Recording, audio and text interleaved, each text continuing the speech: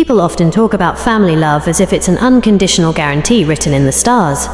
But nobody prepares you for the moment you realize that to your own family, your worth is measured solely by what they can take from you. My name is Sienna Myers. For most of my adult life, I worked as a licensed electrician. While society often tells women to stick behind desks, I preferred the hum of a power drill, the pull of heavy cables, and the grit of construction sites. I didn't care about luxury clothes or fancy cars. My dream, my absolute obsession, was a dilapidated, half-rotten lakeside cottage that sat abandoned on the edge of Pine Ridge Lake. When I bought that property at 27, it was nothing more than a dangerous skeleton. The roof was caved in, the wooden floorboards were eaten by rot, and wild vines had crawled through every single broken window. Everyone in my family laughed at me. My mother, Beatrice, shook her head with a pitying smirk and said, "Sienna, you've always had terrible judgment. What is a young woman going to do with a swamp shack? You're just throwing your hard-earned money into a muddy grave." Did they help me? Not a single day. Not a single dollar. For 7 straight years, every weekend, every holiday, and every spare hour I had after grueling construction shifts went into that cottage. I carried concrete bags on my shoulders. I rewired the entire electrical grid with my own hands. I sanded down the ancient oak beams, built a custom stone fireplace, and painted every wall myself. By the time I turned 34, that swamp shack had transformed into an absolute masterpiece.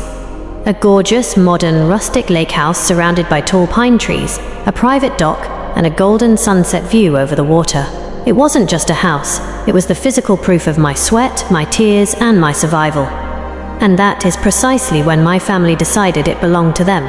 It started on a hot Sunday in July. My mother insisted on hosting a family cookout at the lake house. For years they had refused to visit, claiming the place was a health hazard. But once the photos of the finished interior started circulating through relatives, their tune changed overnight. My mother arrived with my older sister Clara and her husband, along with my teenage niece, Lily. From the moment they stepped onto the wooden deck, I could tell something was off. They weren't looking at the scenery with the relaxed eyes of guests, they were looking like appraisers inspecting a warehouse they intended to buy. During lunch, while we were sitting under the patio umbrella, my sister Clara suddenly clapped her hands together with an overly sweet, artificial smile.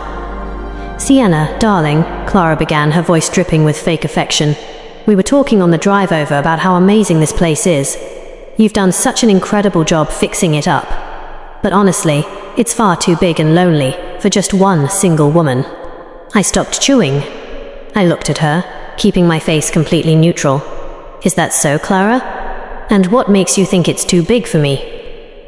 Before Clara could answer, my mother, Beatrice, leaned forward across the table, resting her hands on the wooden surface with an air of absolute authority. "What your sister is trying to say, Sienna, is that we've made a family decision," my mother said, speaking as if she were handing down a royal decree. "Clara's daughter, Lily, is turning 18 next year and going to university nearby. This lake house is going to be her permanent residence. It makes no sense for you to live out here alone when the family needs a central gathering place. We've already decided that you will sign over the property deed to Clara and her husband by the end of this month." The silence that fell over the patio was heavy enough to crush bones. I didn't yell. I didn't flip the table. I just stared at my mother, genuinely astonished by the sheer, breathtaking scale of her entitlement.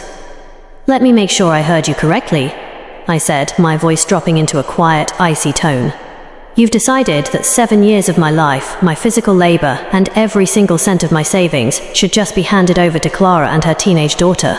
My mother scoffed, waving her hand dismissively. "Oh, don't be so dramatic, Sienna. It's staying in the family. Everything we have belongs to each other. Besides, a woman in the construction trade didn't buy this place legally on her own anyway. We all know you must have taken shady loans or worse. It's time for you to do something right for your bloodline." That was the exact moment the line was crossed. Not just crossed, it was obliterated. I pushed my chair back slowly. The legs scraped against the wooden deck with a sharp sound. "And if I refuse?" I asked softly. My mother's face hardened instantly, the mask of a loving matriarch dropping away to reveal pure, unadulterated coldness. She stood up, pointing a trembling finger right in my face. "If you refuse to sign the deed over to your sister, then as of today, you are no longer part of this family. Consider yourself completely cut off. You won't be welcome at any family gathering, your name will never be spoken in our house again, and you will no longer have a mother. Sign the papers by Friday, or you're not my daughter anymore."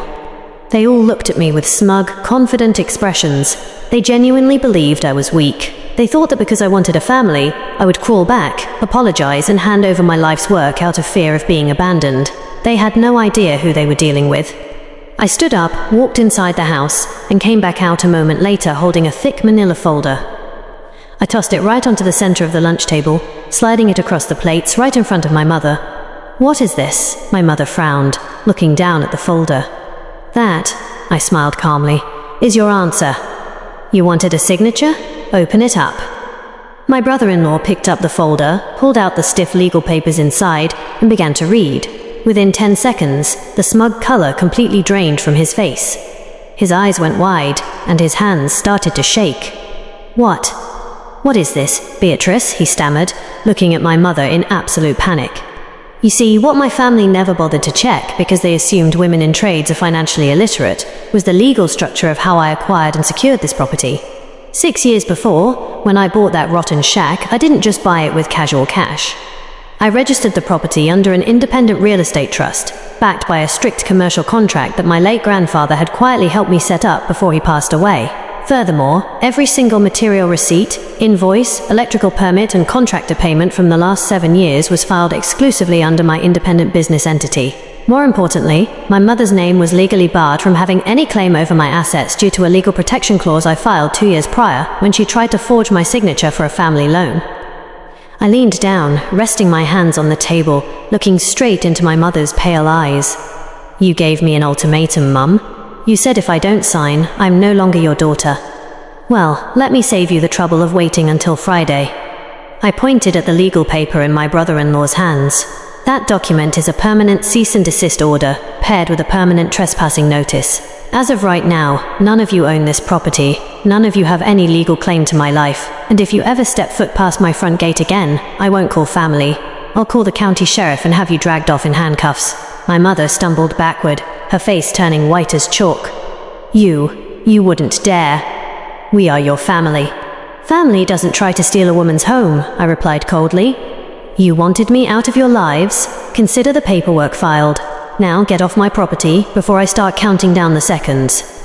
Clara started crying hysterically, screaming about disrespect and betrayal, while my brother-in-law practically dragged my mother and niece toward their cars. Within 5 minutes, their vehicles tore down the gravel driveway, kicking up dust and gravel in a blind panic.